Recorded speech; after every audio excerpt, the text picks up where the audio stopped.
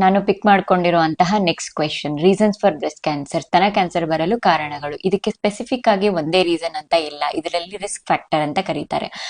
ಅಂದ್ರೆ ಸ್ತನ ಕ್ಯಾನ್ಸರ್ ಬರುವ ಸಾಧ್ಯತೆಗಳು ಯಾರಿಗೆಲ್ಲ ಹೆಚ್ಚಾಗಿದೆ, ಯಾರೆಲ್ಲ ಹೆಚ್ಚು ಕಾಳಜಿ ವಹಿಸಬೇಕು ಅಂತ. ಅದರಲ್ಲಿ ಮಾಡಿಫೈಬಲ್ ಮತ್ತೆ ನಾನ್ ಮಾಡಿಫೈಬಲ್ ರಿಸ್ಕ್ ಫ್ಯಾಕ್ಟರ್ಗಳು ಇರುತ್ತದೆ, ಬದಲಾಯಿಸಬಹುದಾದ ಮತ್ತೆ ಬದಲಾಯಿಸಲಾಗದ ರಿಸ್ಕ್ ಫ್ಯಾಕ್ಟರ್ಗಳು. ಇವಾಗ ಬದಲಾಯಿಸಲಾಗದ ರಿಸ್ಕ್ ಫ್ಯಾಕ್ಟರ್ಗಳೇನು ಅಂತಂದ್ರೆ ಏಜ್ ಮತ್ತೆ ಬೀಯಿಂಗ್ ವುಮೆನ್, ಅದು ಕೂಡ ಒಂದು ರಿಸ್ಕ್ ಫ್ಯಾಕ್ಟರ್ಗಳಾಗುತ್ತೆ. ಋತುಬಂಧ, ಆರಂಭಿಕ ಋತುಬಂಧ, ಅರ್ಲಿ ಮೆನಾರ್ಕೆ ಮತ್ತೆ ಲೇಟ್ ಮೆನೋಪಾಸ್, ಮತ್ತೆ ಜೆನೆಟಿಕ್ ಹಿಸ್ಟ್ರಿ, ಕುಟುಂಬದ ಇತಿಹಾಸ, ಇದನ್ನೆಲ್ಲ ನಾವು ಬದಲಾಯಿಸಲಾಗದ ರಿಸ್ಕ್ ಫ್ಯಾಕ್ಟರ್ಗಳು ಅಂತ ಕರೀತಾರೆ.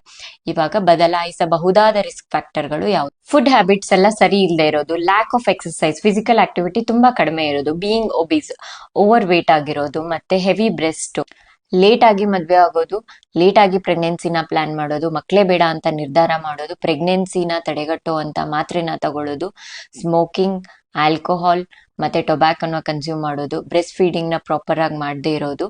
ಸೊ ಇದೆಲ್ಲಾನು ನಮ್ಮ ಕೈಯಲ್ಲಿ ನಾವು ಕಂಟ್ರೋಲ್ ಮಾಡಬಹುದಾದಂತಹ ಒಂದು ರಿಸ್ಕ್ ಫ್ಯಾಕ್ಟರ್ಗಳು. ಈ ವಿಡಿಯೋ ಮಾಡೋ ಉದ್ದೇಶ ಇಷ್ಟೇನೆ, ಅಟ್ಲೀಸ್ಟ್ ನಮ್ಮ ಕಂಟ್ರೋಲಲ್ಲಿ ಎಷ್ಟಿದೆನೋ ಅಷ್ಟನ್ನ ನಾವು ಸರಿಪಡಿಸ್ಕೊಳ್ಳೋ ಅಂತ ಪ್ರಯತ್ನನ ಮಾಡೋಣ. ನೆಕ್ಸ್ಟ್ ಏನಾದರೂ ಕ್ವೆಶನ್ ಇದೆ ಕಮೆಂಟ್ ಬಾಕ್ಸಲ್ಲಿ ತಿಳಿಸಿ, ವಿಡಿಯೋ ಮಾಡೋ ಪ್ರಯತ್ನನ ನಾನು ಮಾಡ್ತೀನಿ. Thank you.